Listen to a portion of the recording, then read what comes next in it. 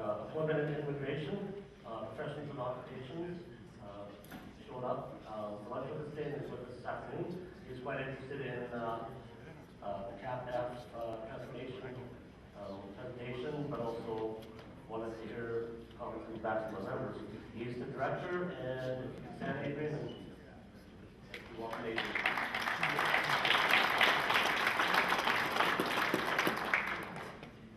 He's been a very busy man. He's what, 3 AGMs in the last 2 days? Okay, so we can.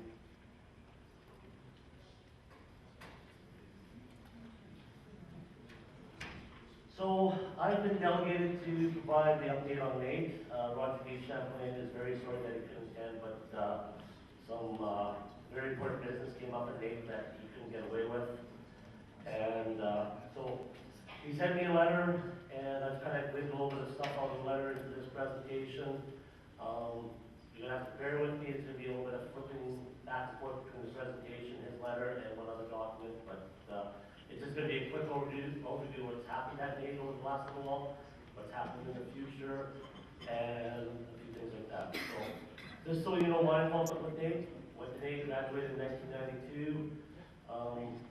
Came back in 2003 as a member of their advisory committee, and since 2009 I've been the chair of that advisory committee. So I also spend probably 2 to 3 days a year down at Nate with the students, doing AOP presentations and various things either through the Nate advisory committee or CAPFT. So. Okay, so this is an update on the program. Student registration and enrollment. For the current academic year, there was 37 first-year students and 24 second-year students. Currently, there are 34 first-years. The drop-in, or the people that have left the program have been through either academic deficiencies, personal reasons, and there was one other reason, can't remember, but it's also. And 24, there's still 24 second years. What's that? I didn't even know about. And poor program choice. 32 first year students will make it to second year, and 22 second year individuals will graduate on April 27th and become part of the workforce.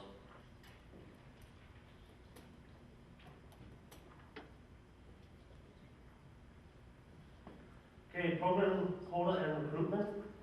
2013-2014, the quota is 30 per year. This will be the 4th year that the numbers been set at 30. That changed. It used to be 40, but they dropped it 4 years ago. And there are currently 31 accepted, 13 waiting approval of the 60 applicants dated for the first year. Last year at this time we were at 57. This will be the 2nd year in a row, and for an applicant quota rate of greater than 2. For a healthy program at 8, it's generally at 2.5. So last year, the program hit 2.5. This year, we're well on our way to hitting 2.5. So we can see if this continues on a little bit further, that the quotas will be increased. This is the first time this has happened since the mid-1990s. And the same thing for the applicant rate, but that's also for meeting or being above quota. Last time we were above quota was back in 94, 95 when there were 77 students for 75 seats. Last year we were at 35 students or 36 students for 30 seats. So,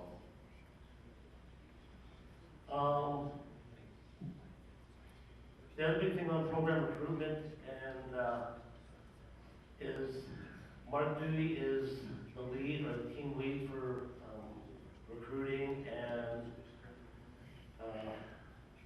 initiatives to improve enrollment.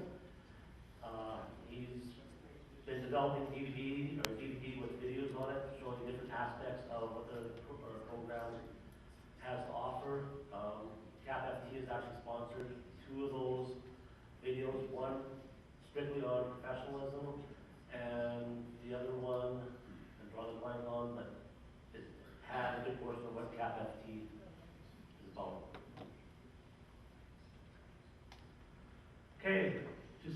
employment, of the first years, 76% have jobs for the summer, and for second years, 83%. Generally, there are more jobs out there than there are students. The primarily ones that don't have jobs right now have either made decisions that they do not want to work for the summer or are waiting for better opportunities to come up, which may bite them in the butt. But Mark Dewey, once again, is primary contact. So if you have opportunities for student employment or need for students for employment, you may be reached at the number there. Okay, this is where we're going to kind of flip back and forth between three documents, and I'm sorry for that.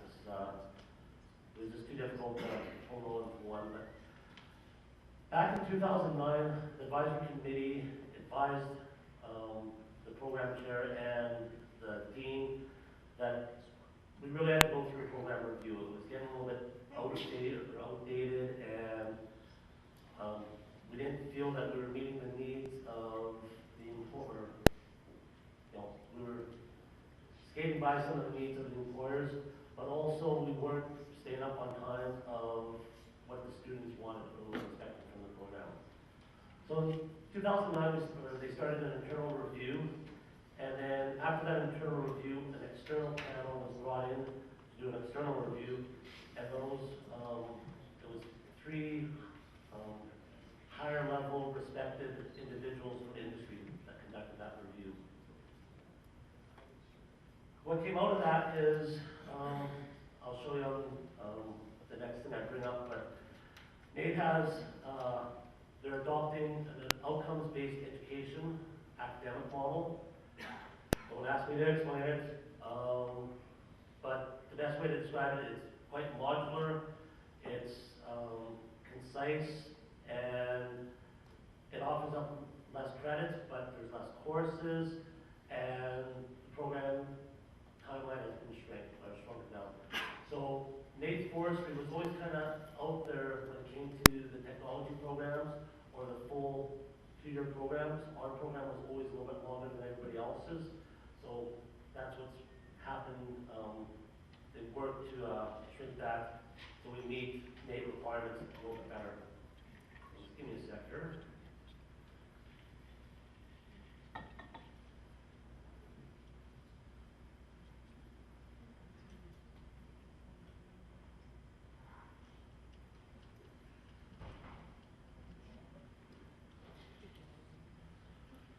So the table up on the screen shows differences between the old courses or the old program and the new program.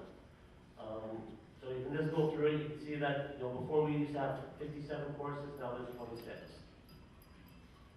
There used to be 140 hours of credits, now there's 91, and that's more in line with the rest of the name.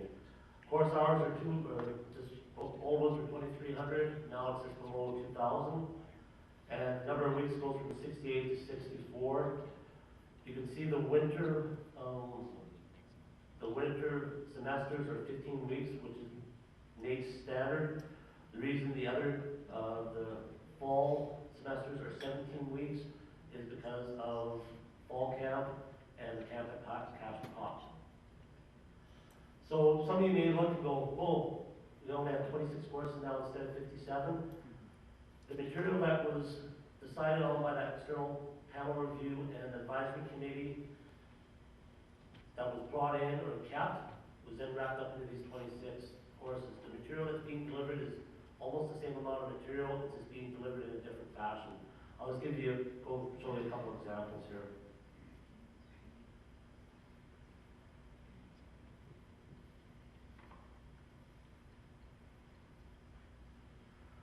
So you can see the first one up there, Fort Level 1, which is safety training and certification.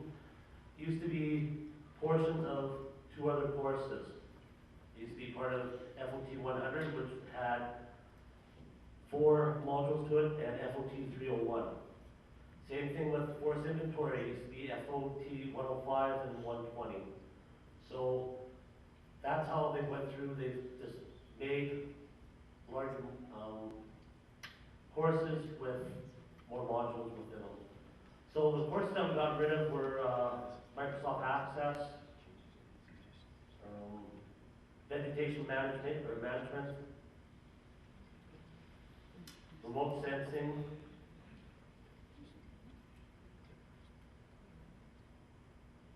and that was it. So that's how the new program shapes up. If you want to have a look at this information, Roger's letter that he provided to myself, and this information will be posted on our website. It's quite interesting, but it's a move forward, and it's going to be more in line with what the training needs of this, or the coming generation and future generations of students will be. And I think it will provide us with solid technologists coming out of school into the workforce.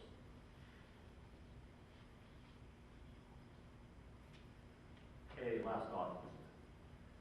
Same thing, there's a lot, and like I said, the letter from Roger that provided information on the OBE.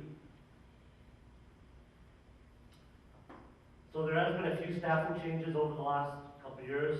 John Caldwell and Robert Buck joined the instructional team last year. Lauren App returned on August 7th for another semester and was providing assistance at Kidney Lake. And Pam Babbitt is back as the program assistant. The dean of the school changed.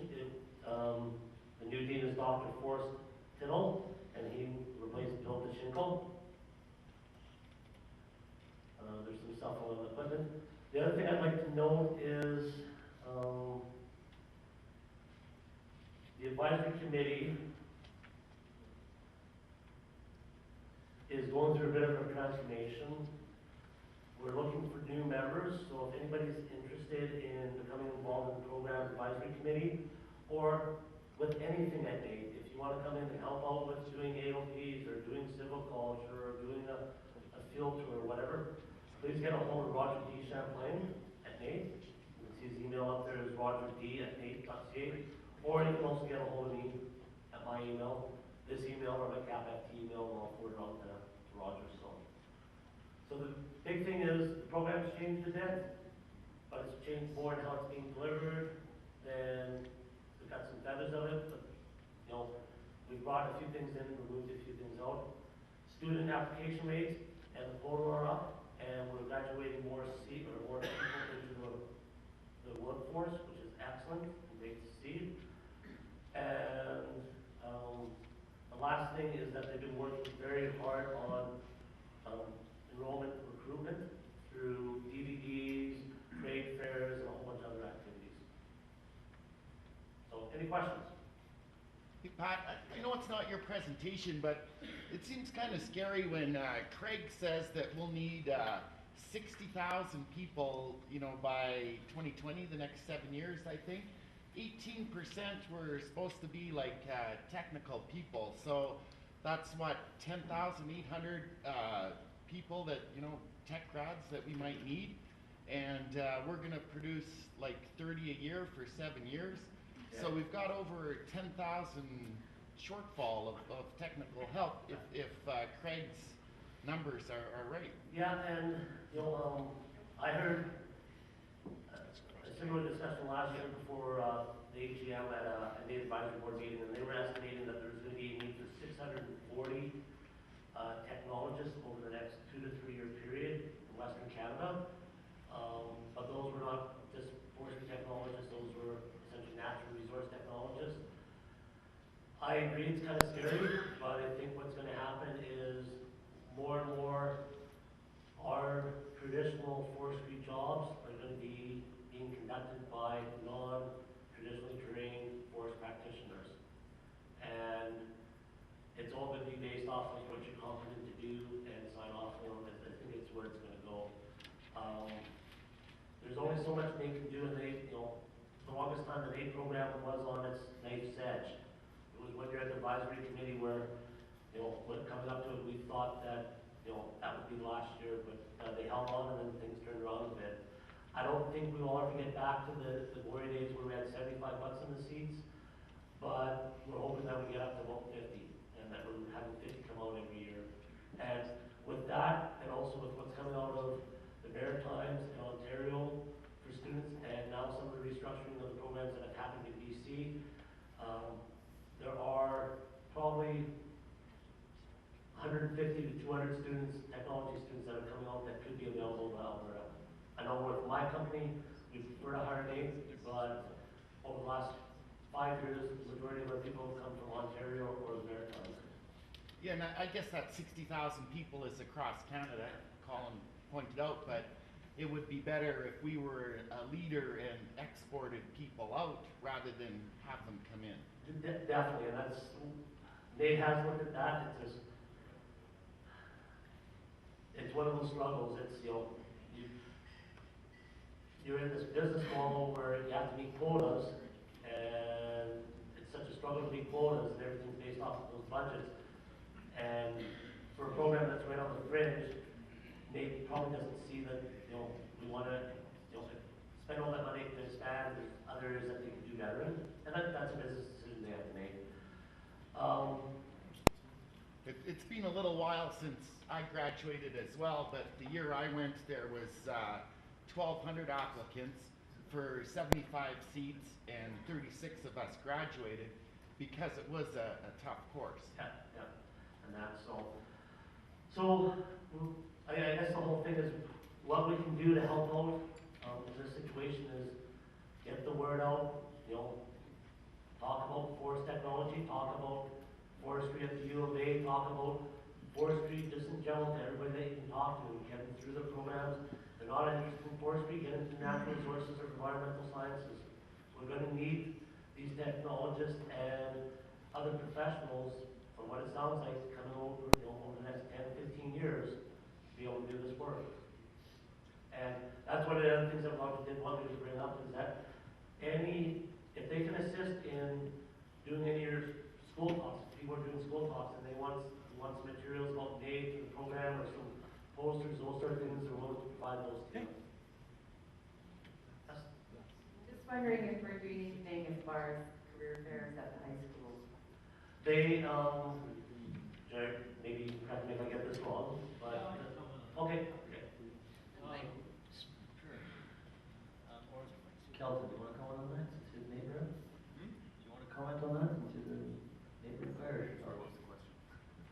She asked if Nate was participating in any of the parade shows or involved with the high school.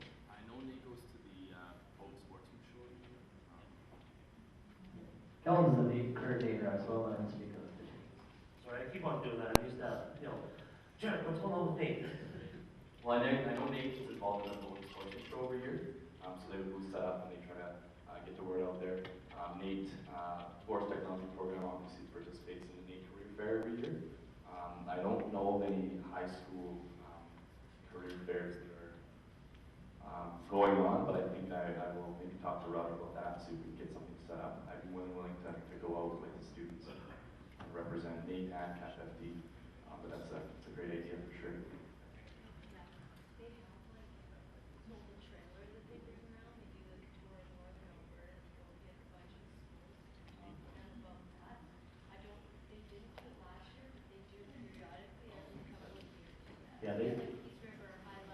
They still have their northern recruitment tour that they suspended it last year.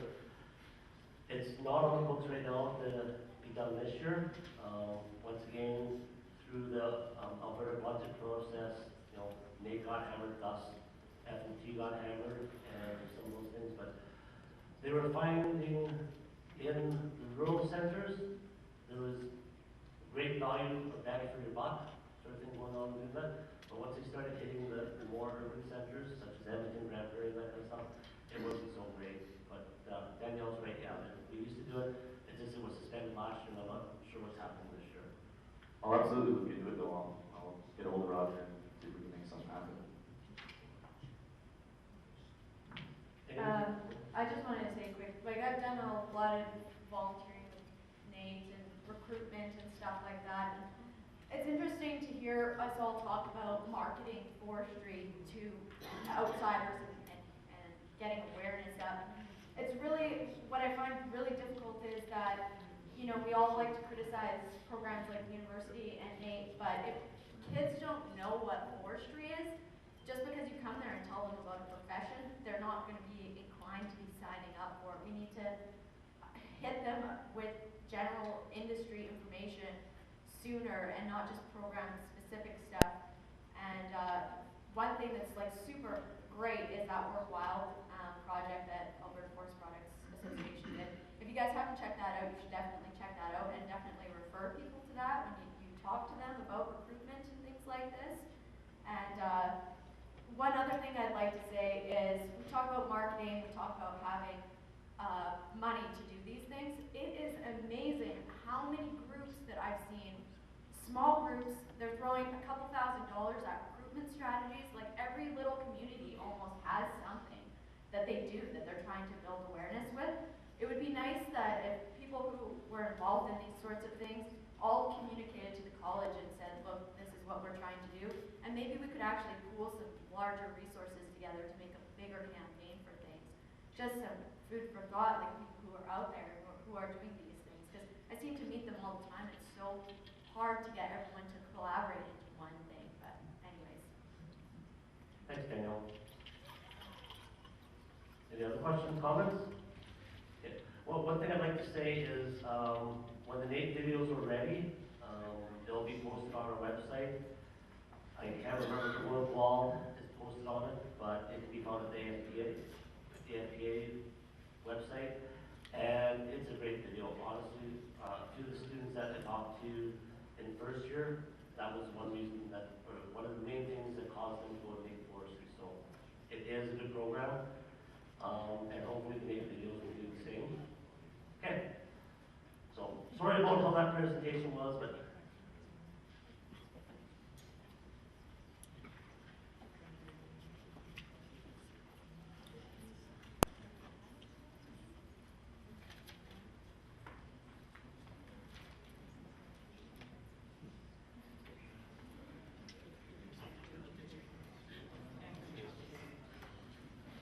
okay, our last presenter of the day is Jordan Felder. He is the account manager with Hub International Professional. With over 19 years experience in the insurance industry, he oversees the professional liability program specifically designed for CAPFT members. Jordan is committed to helping registered forest professionals leverage the best insurance coverage, value, and service based on the vast global resources and social local relationships of Hub International. Just let you know that Hub International is our insurance broker not only for our A&O insurance, but also for our general liability. And I'd like to welcome Jordan up to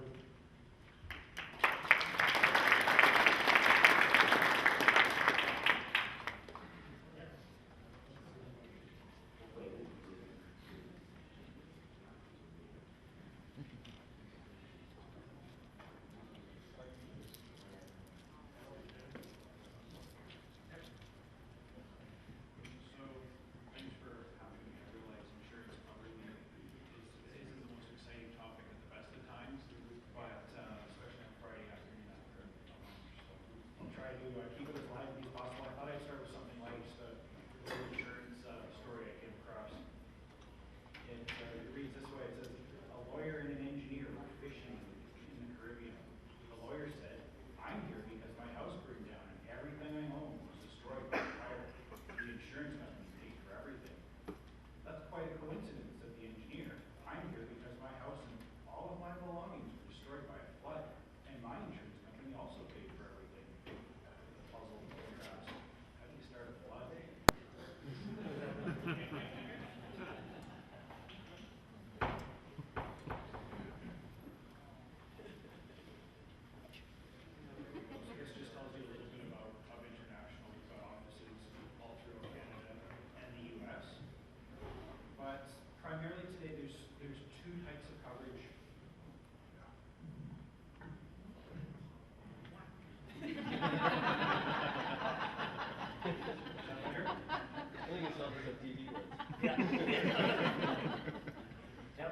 haven't tripped off the stage yet, I tripped off the stage or over the stage yet.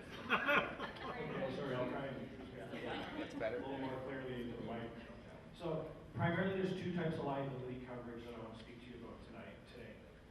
Professional liability and commercial general liability. Professional liability also goes by the term E&O, or errors and emissions insurance, and commercial general liability is usually referred to as being CGL. And what is professional liability? Essentially, the other name that it goes by, errors and emissions, probably more clearly explains what it covers. So it covers financial losses incurred by your client, where they then decide they're going to take legal action against you. So not necessarily has anybody been physically harmed or any property been damaged, but they're going to take legal action against you for a financial loss that they've suffered, where you've made an error and now they've had expenses incurred in having to correct the situation or hire somebody else to fix the situation. And the professional liability for an RPFT would be the most important coverage of these two types of liability coverage. And the reason for that is because when you look at what commercial general liability covers, it's bodily injury and property damage that you or one of your employees were to cause to somebody else. So when you're in the field gathering data or taking photos, making notes and that, not necessarily physically doing anything, and then in front of a computer at a desk a lot of the time, you're not likely to cause bodily injury or property damage to anybody, injure somebody. You're more likely to face commit a mistake while providing your professional services and face a suit for that. And that's where the errors and omissions coverage comes into play. And worst case scenario on a general liability claim for a professional is probably somebody slipping and falling in their office or dropping your laptop on their foot and then suing you for injuries like that. So it's pretty remote, the chance of facing a general liability claim. Having said that though, general liability in the contracts that you come across will likely be required more often than any mention of professional liability or E&O coverage. And the reason for that is you're being asked to sign the same contract that other parties that are doing business with, who might be operating heavy machinery, tools, equipment, and that would also be signing, and they do have an exposure of causing bodily injury or property damage. And the insurance industry generally will not cover you, will not offer you commercial general liability coverage. Anybody who's a consultant, a specialist, an expert, basically they're being hired to provide their intelligence or their brains as opposed to necessarily their brawn, or build something or selling a product, because the insurance company doesn't want to get dragged into a lawsuit when they've just sold you a general liability policy and you're facing a professional error, a claim for a professional error. And the way the two policies work is quite different from each other. So just briefly, the one that makes the most sense and how most people expect their insurance to work is the general liability policy, and it's set up on what's called an occurrence basis. And what that means is as long as the policy was in effect at the time the incident that triggered the claim occurred, that policy will always pay into the future. So if you bought insurance for 10 years, say from the year 2000 to 2010, and in 2015 somebody came to you with a claim for something that happened in 2008, say they slipped and fell in your office, and now they've discovered they've got a back injury because of that, because the policy was in effect in 2008, in 2015, even though you long canceled or let that policy lapse, the policy will still pay that claim. The one that's kind of tricky and that most people don't understand is the professional liability, the errors and omissions coverage. It's set up on what's called a claims made basis, which means the policy needs to be in effect at the time the claim is made against you. So again, you take the same scenario, you buy the insurance from 2000 to 2010, and in 2015 somebody comes to you with a suit for a project you worked on in say 2005. If the policy is not in effect in 2015 when they launched the suit against you, there's no coverage for that claim, even though the policy was in effect when you did the work. So because of that, because of how that coverage works, insurance companies always add to the policy what's called a retroactive date. And what the retroactive date is, generally speaking, is the first day that you buy the coverage. So they will cover claims for work that you do from that date forward, but nothing that you've done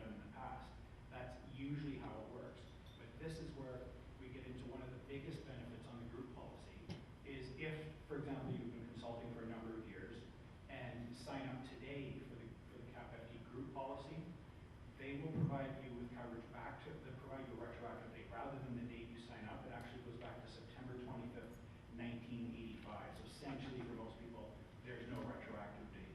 So if you sign up for the coverage today and face a claim next week for something you did 2 years ago, as long as you weren't aware of the potential claim at the time you signed up for the insurance, they will pick up that claim. So where normally when you go and buy professional liability, they're only going to cover you from that date forward, not anything you did prior to that. So that's one of the key benefits to the group policy. And there's a couple other benefits we'll get into in a minute though. Why is there a need for professional liability? Because as our society becomes a little bit more like our neighbors to the south and people are a little more inclined to sue, you want to protect yourself. And just because you don't see any exposure, that doesn't prevent somebody from, just for the sake of being low on finances, not being happy with a particular project, from taking legal action against you. And one of the biggest benefits, again, of the coverage is that they'll pay your defense costs. So the suit may go nowhere, but you're receiving defense costs, because if you were on your own, that, as you know, lawyers are expensive and could add up very quickly.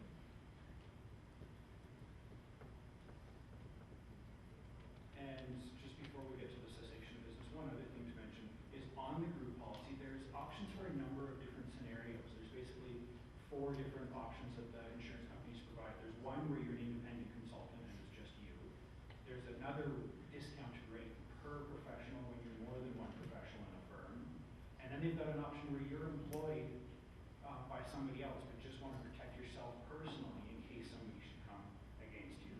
And then there's the 4th scenario where you're employed by somebody else, but you do a little bit of work on the side, up to $20,000 in fees a year. And obviously there's different premiums attached to each of these, but there are different options. And some of the reasons you might want to carry the coverage when you're employed by somebody else is your employer's limits get blown out by somebody else having a claim. Your employer says, hey, you were acting outside of your scope of employment. I'm not responsible for this. You're on your own. And there's a few other scenarios as well. Your employer goes bankrupt, but somebody tries to come after you, the professional who worked on a particular project years later. So just something to keep in mind. But this is probably the second best highlight of the policy is what's called the cessation of business endorsement. And they also refer to it as a retirement endorsement because it's a claims-made policy. When somebody retires, when you stop your own practice and go work for somebody else, when you decide to take up some other profession altogether, then you need to keep buying the coverage in case any future claims come in for past work that you did. Or you need to buy what's called an extended reporting period. But on the group policy, provided 3 qualifiers are met, the insurance company will continue to provide you with protection for the work that you did while the policy was in effect. And those 3 qualifiers are: 1, the insurance company stays the same. And it's been the same insurance company on this group policy now for in excess of 15 years.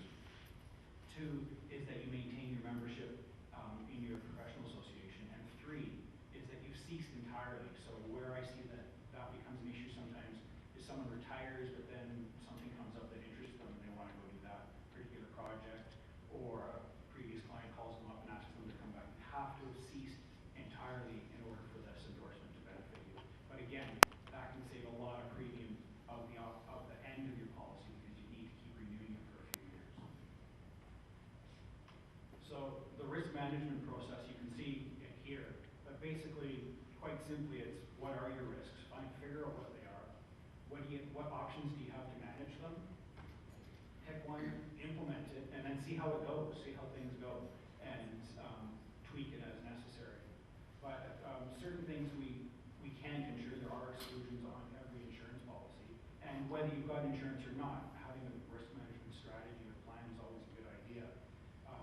But even when you do have insurance, if you face a claim, it's never a good thing for you, for your business, for your reputation, or for your client. It's something that having a risk management strategy is something that's a good idea. And just a note here too, you want to be careful how you market yourself as providing the best service or the highest professional standards, because nobody's perfect.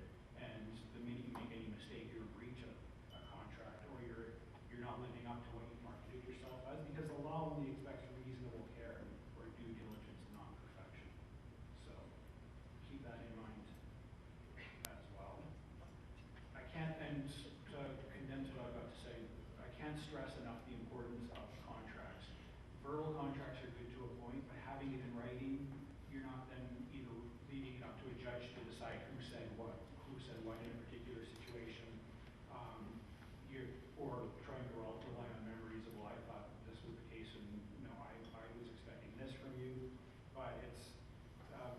important to make sure that, the details, again, as highlighted here, detailed, have the contracts with, contain details, a timeline of who's expected to do what.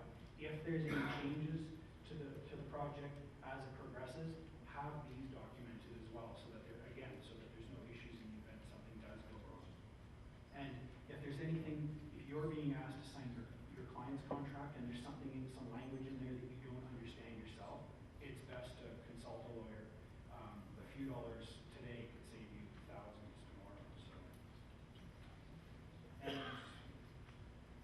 on our next slide, most contracts have an insurance requirements or insurance clause to keep in mind. And unfortunately, the insurance is often left to the last thing to wrap up finalizing a contract. And it's not always a good idea because, unless you're really familiar with your coverage already, but just, there may be additional premiums incurred if the current level of coverage you have isn't sufficient to meet the requirements in the contract. There may be extensions in the contract required. They may be asking for themselves to be added as an additional insured to your general liability, be looking for certificates of insurance to prove your coverage.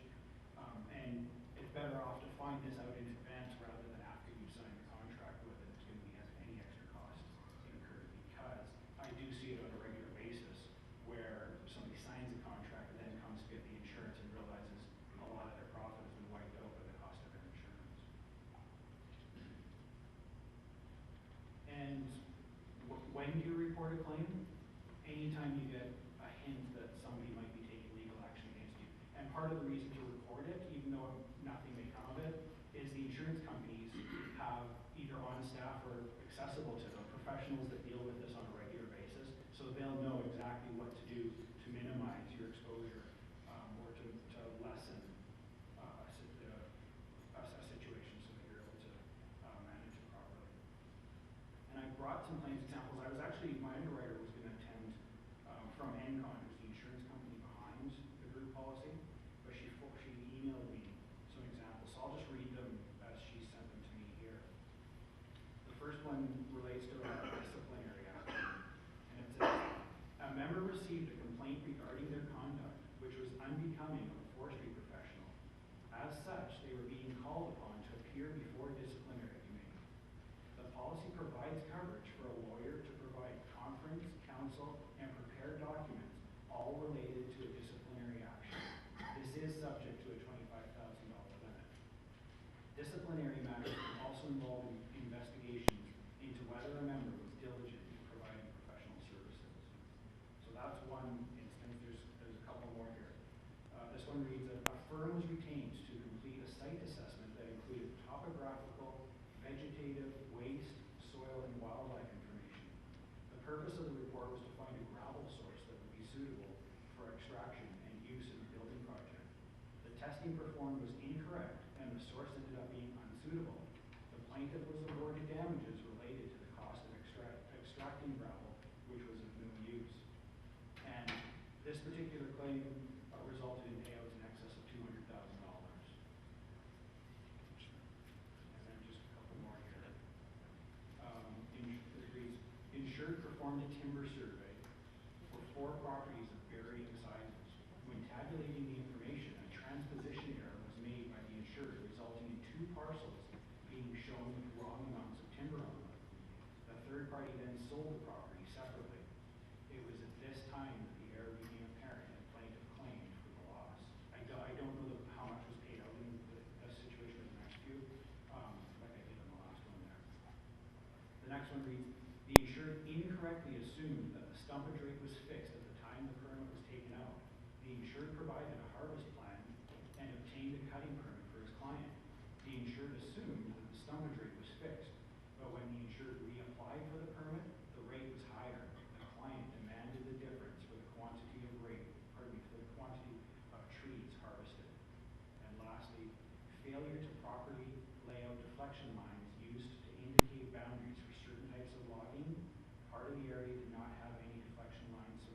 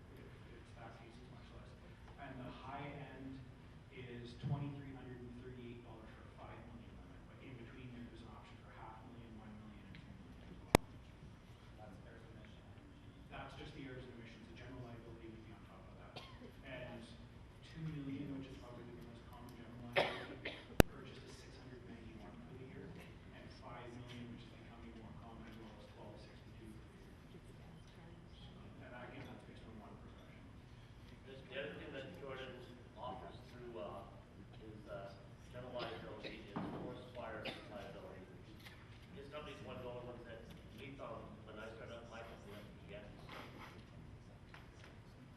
And the underwriters included at 1 million suddenly automatically, where most underwriters won't charge extra premium for it. Bruce. Yeah, just on premium. Tell us been in like. My premiums are 2,700. That's 5 million in general liability and 2 million on service emissions and 1 million on modifier. So it's really good coverage for the price of the really recommended. The other thing just to mention too is normally with applying for this type of insurance, you've got paper application forms that you have to go through. We've set it up at professional.com where you just follow the CAPFT because there's, I believe it's 10 professional associations across Canada that all subscribe to the same group policy. So you're buying in conjunction with 500-600 professionals across the country from one insurance company, which has allowed us to negotiate good coverage and good premiums. But the applications are all done online. You submit your application electronically, you sign it electronically, and a policy documents get sent to you automatically as well. So literally, if it's during regular business hours, you can have policy documents in your inbox within 20 minutes to half an hour. Mike? Hey, Jordan, just a quick question. For companies that have policies and do kind of a wide range of diversity of work, in correspondence that comes with our policies, it says that we're covered within the scope of practice of the college. What's the test of the work we're doing, whether or not it's in the scope of practice when it comes to? Essentially, because the way the policy is worded is that it covers activities usual and customary to what an RPFD would do. So if you're doing something outside of the scope, basically what would happen in the event of a claim, if for example you were doing IT consulting as well, and you tried to present an IT consulting claim to the underwriter, to the adjuster's going to say, no, sorry, that's outside of the realm of what a RPFT would do. If it's something that's clearly forestry, then they'll proceed and start defending you against the claim. But if it's something where the adjuster isn't quite sure whether it would be considered professional forestry or not, they may refer to the college, but they would be looking into any legislation and bylaws and that as well. So to clearly answer your question, it really depends on the scenario. But ultimately, if the adjuster can't figure it out, they would be referring to the college for explanation and confirmation one way or the other as to whether this type of work would seem usual and customary to what an RPFD would do or not. That helps. Okay, so I've got some contact information on that at the back as well, so if you want to grab that on your way out.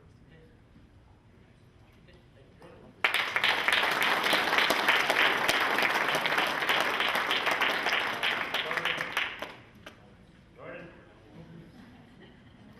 Didn't want to see that.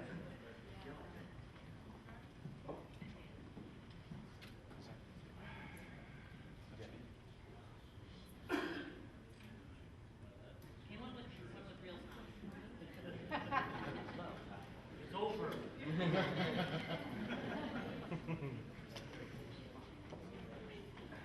Yes, but. Oh, yes, yes.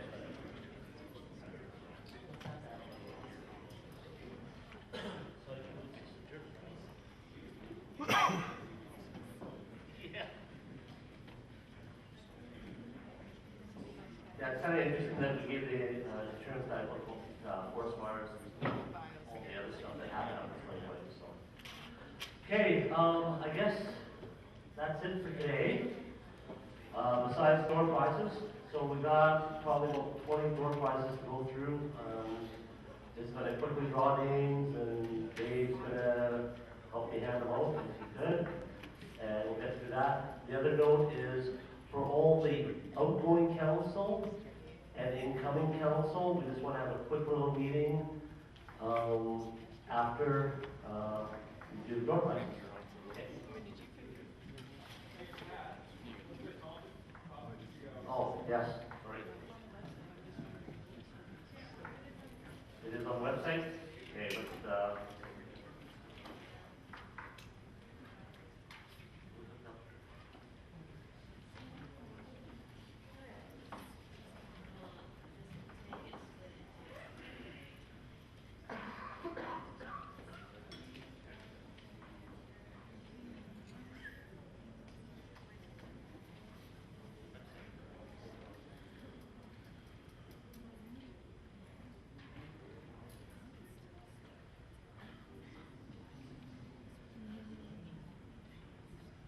Okay, so on the front page of the website, it says the CCRs are as this. Category 2, Area 1, 3 hours and 40 minutes. That's for the business meeting, so for the actual AGM portion of today. Category 1, Area 2, 2 hours, and that's for the presentations this afternoon and Craig's opening address this morning. Okay? So if you have any questions, just go to the front page, and that information is right there. Okay, I'm gonna start having some stuff out. Let's do the books first. So Mike Hudson. So these books were actually donated by Andy Gessner. So I'd like to thank Andy for donating them. Yeah. Andy Norman.